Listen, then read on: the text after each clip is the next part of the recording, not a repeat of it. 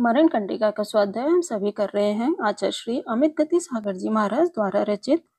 मंगलम भगवान वीरो मंगलम गौतमो गणी मंगलम कुंधार्यो जैन धर्मोस्तु मंगलम सर्व मंगल मंगल्याम सर्व कल्याणकारिकम प्रधानम सर्व धर्माणम जैनम जयतु शासनम जैनम जयतु शासनम जैनम जयतु शासनम। कल हमने एकत्व भावना तक पढ़ा था, जिसमें नागदत्त नामक मुनिराज की बहुत ही अत्यंत ही वैराग्यप्रद कथा सुनाई थी। अब आगे आज धृति भावना के बारे में पढ़ेंगे। उपसर्ग रूपी महान योद्धा, जिसमें ऐसे परशुः रूपी दुर्वार वेग वाली भारी सेना जो अल्प शक्ति वाले जीवों का भय उत्पन्न करती है, उसको धीर वीर साधु अपनी धृति भावना रूपी सेना द्वारा, जो कि विवेकवान समूह से पूर्ण है, उसके द्वारा युद्ध करके शीघ्र ही पूर्ण मनोरथ होता है, अर्थात परिचय आदि पर विजय प्राप्त कर लेता है। साधु इस धृति भावना द्वारा विधि पूर्वक दर्शन, ज्ञान और चारित्र का शोधन करके चिरकाल तक विहार करके कदर्पी आदि अशुभ 5 भावनाओं का त्याग करके छठी तपो भावना आदि रूप भावना द्वारा रत्नत्रय का शोधन करें। यहाँ 10वीं भावना अधिकार समाप्त। भक्त प्रत्याख्यान मरण अर्हम आदि अधिकार समाप्त हुआ। अब आगे संलेखना आदि अधिकार पढ़ेंगे। इस प्रकार तप आदि भावना से बासित है मन, जिसका ऐसा साधु संलेखना को करने के लिए ब्रह्म और आभ्यंतर सम्यक तपों में प्रयत्नशील होता है। साधु के संलेखना 2 प्रकार के हुआ करती है, आभ्यंतर और ब्रह्म। इसमें कसाय संबंधी आभ्यंतर संलेखना है और शरीर संबंधी ब्रह्म संलेखना है। कसायों को आत्म भावना द्वारा कम करना कसाय संलेखना कहलाती है, और शरीर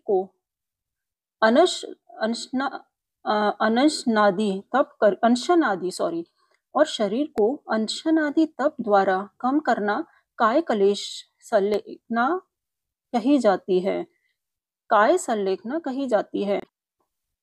ब्रह्म तप 6 प्रकार का होता है: अनशन, अनोदर्य, व्रति परिसंख्यान, भ्रस परित्याग, काय कलेश और विविक्त संयासन। आगे इसका स्वरूप बता रहे हैं।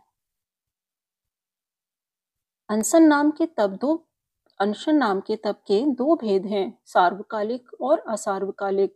सार्वकालिक समाधि मरण के काल में होता है और असार्वकालिक इससे पहले होता है, जो यजस्वी के लिए आहार का त्याग करता है, यानी कि जीवन पर्यंत जो आहार का त्याग करता है उसको सर्वकालीन अनशन कहते हैं। और जो 2, 4, 10 आदि दिनों की मर्यादा लेकर किया जाता है वह असर्वकालिक अनशन है। असर्वकालिक उपवास अर्थात दिनों की मर्यादा लेकर किए जाने वाले अनशन तप का वर्णन करते हैं।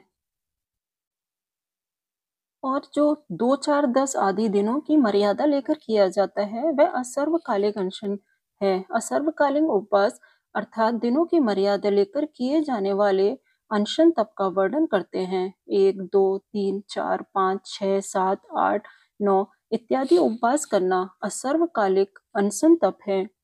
इन उपवासों को लगातार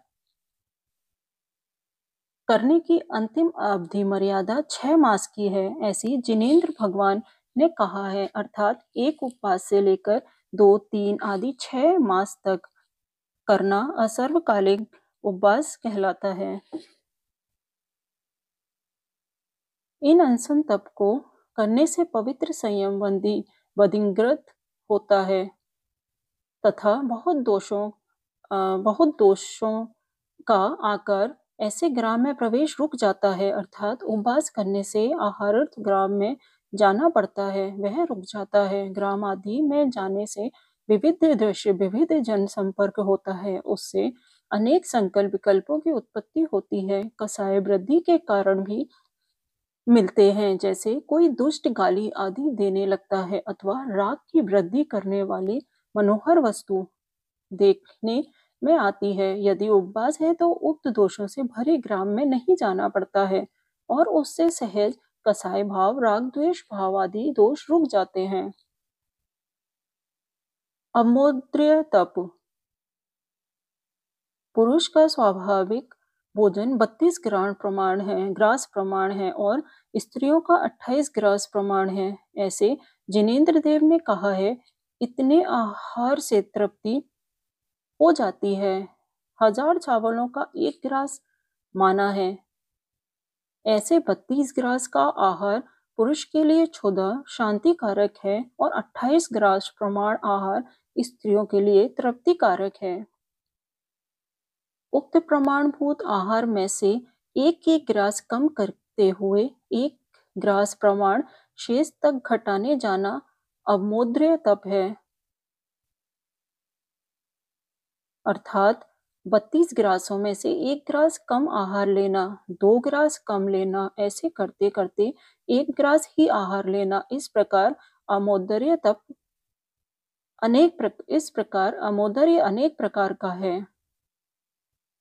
अपने स्वाभाविक आहार में से 1 ग्रास कम लिया अथवा कभी 2 ग्रास, कभी 10 ग्रास कम, 15 ग्रास कम इत्यादि अनेक प्रकार से आहार को कम करना, ये सब भी अमोद्र्य तप कहलाता है, क्योंकि इन सब विधियों में भूख से कम खाया जाता है और भूख से कम खाना ही अमोद्र्य तप का लक्षण कहलाता है।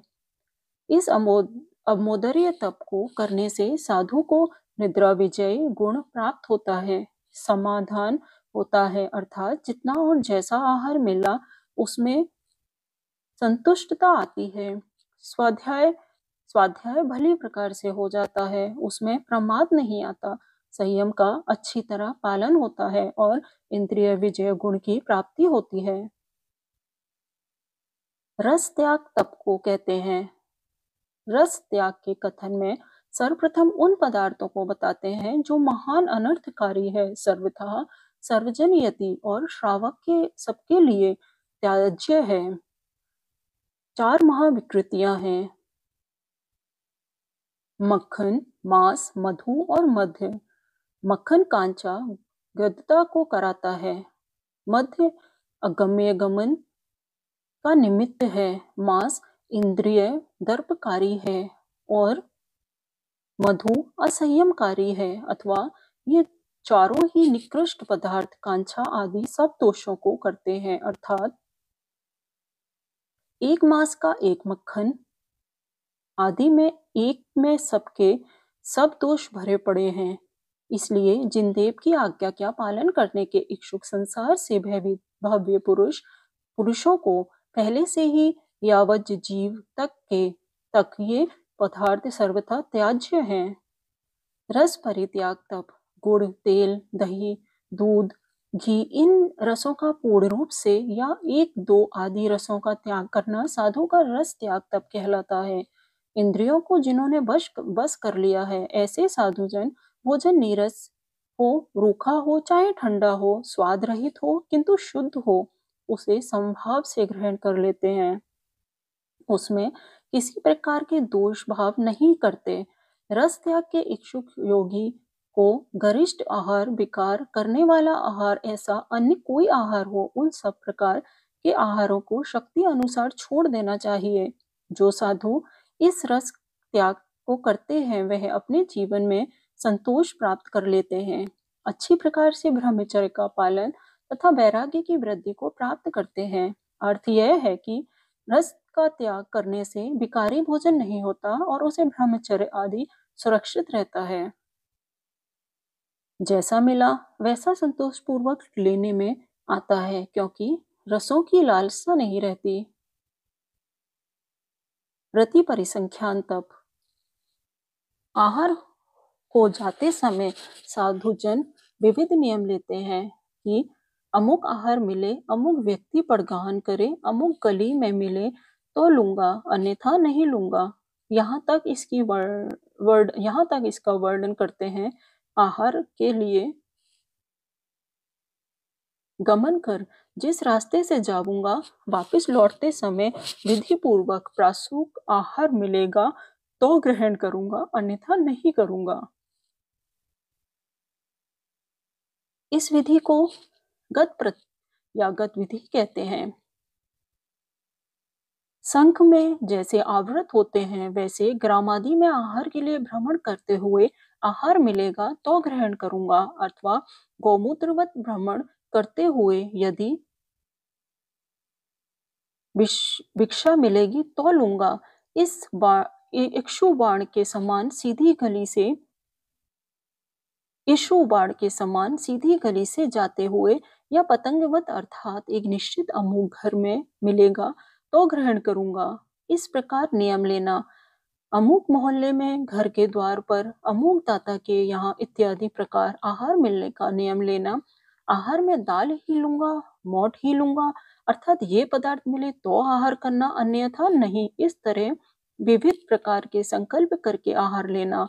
ऐसे संकल्प पूर्ण नहीं हुए तो समाधान पूर्वक बस्तिका में लौट आना व्रति परिसंख्यान तप है। अन्य जनों को दुष्कर ऐसे इस व्रति परिसंख्यान तप को करने वाला साधु द्वारा विचित्र संकल्प रूप पत्तों वाली तृष्णा रूपी लता काट दी जाती है, अर्थात उस साधु की लालसा समाप्त होती है। काय कलेश तप। जिस दिन कड़ी धूप हो उस दिन पश्चिम दिशा की तरफ गमन करना अनुवर्क गमन कर कहलाता है।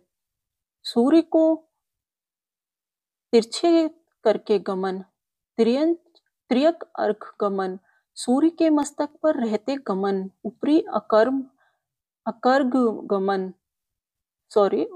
ऊपरी आर्क गमन है। सूर्य के मस्तक पर रहते गमन ऊपरी आर्क गमन है। गर्मी के दिनों में इस प्रकार सूर्य के प्रति गमन व्यवहार करना काय कलेश तप है, क्योंकि इस क्रिया द्वारा काय शरीर में क्लेश कष्ट होता है, तथा इस तप के इच्छुक यदि किसी ग्राम में जाकर खड़े खड़े ही वापस लौट आते हैं, अर्थात एक गांव से दूसरे गांव में जाना और तत्काल लौट आना, बीच में कहीं भी नहीं बैठना, यह उक्त मुनि का काय क्लेश तप है। सहारा लेकर काय उत्सर्ग खड़े होना। एक स्थान से दूसरे स्थान में जाकर वहां घंटा दिन आदि काल तक खड़े होकर ध्यान करना संक्रम काय क्लेश है। उसी एक स्थान में निश्चल होना असंक्रम है। गिद्ध पक्षी के समान अवस्थिति होना, अर्थात गिद्ध जैसे दोनों पंखों को फैलाकर उड़ता है, वैसे दोनों बाहुओं को फैलाकर खड़े रहना। दोनों पैरों को समान रखकर खड़े होना, एक पैर से खड़े रहना, ये सब काय क्लेश हैं। यहाँ पर खड़े होकर किए जाने वाले काय क्लेश का वर्णन किया।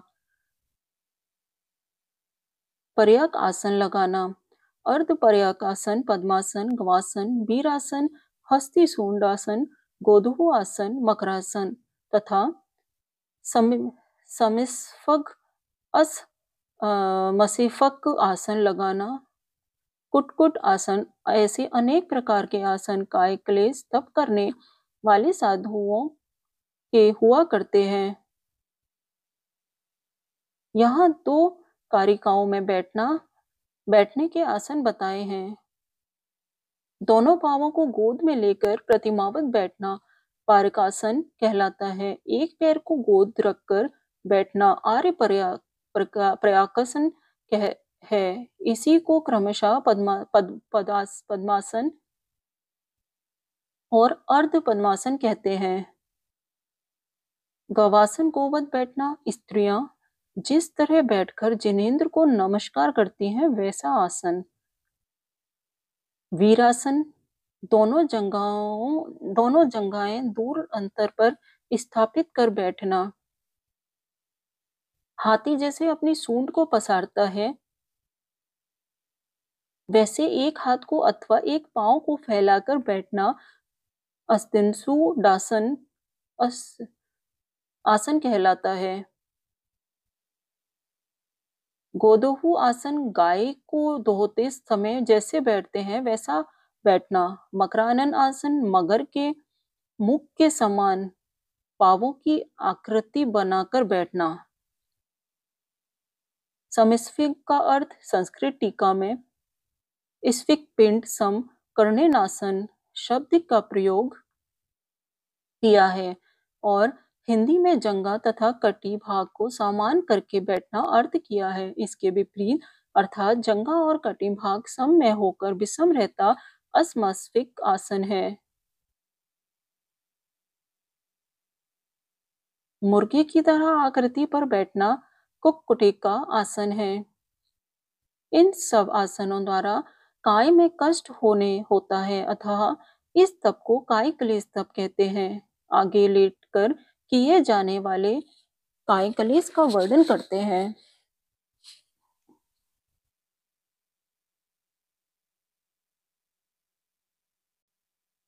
धनुष वत शयन दंड शयन कहलाता है। दंड के सदृश शयन लगन शयन अवयवों को संकुचित करके शयन करना। सब शैया सब मुर्दे के समान चित्त सोना। इसी तरह अनेक प्रकार की शैया से सोना काय क्लेशकारी शैया को करना काय क्लेश तप है। काष्ठ पर शयन पाषाण पर शयन दिनों में नहीं सोना दिन में नहीं सोना दुर्धर आभ्रावकाश आदि 3 योगों को धारण करना काय क्लेश है। शीत ऋतु में खुले मैदान में अथवा नदी किनारे आदि स्थानों पर ध्यान से दिन मास आदि काल तक स्थिति होना आभ्रावकाश योग कहलाता है। ग्रीष्म काल में पर्वत पर ध्यान करना ग्रीष्म योग है। वर्षा ऋतु में वृक्ष के नीचे स्थिर होकर ध्यान करना वृक्ष मूल योग है। इन क्लेशों को शांत भाव से एवं स्वेच्छा से सहना काय क्लेश तप कहलाता है। दातुन नहीं करना खुजली स्नान तथा थूकने का त्याग रात में जागते रहना और केशलोच ये सब काय क्लेश कहे जाते हैं। जो साधु सूत्र के अनुसार काय क्लेश करता है उसके संपूर्ण चिंतित संप्रदायों हस्तगत होते हैं। अब यहाँ विविक्त संयासन तप का निरूपण करते हैं। जिस वस्तिका में रूप रस स्पर्श आदि से संक्लेशन नहीं होता और ध्यान अध्ययन में हानि होती है वह वस्तिका विविक्त कहलाती है। वस्तिका ग्राम आदि बाहर में स्थित हो चाहे मध्य में स्थित हो विकट खुले द्वार वाली हो चाहे अविकट ढके द्वार वाली हो समभूमि युक्त हो अथवा विषम भूमि युक्त हो किंतु वह नियम से स्त्री नपुंसक और पशुओं में रहित होनी चाहिए।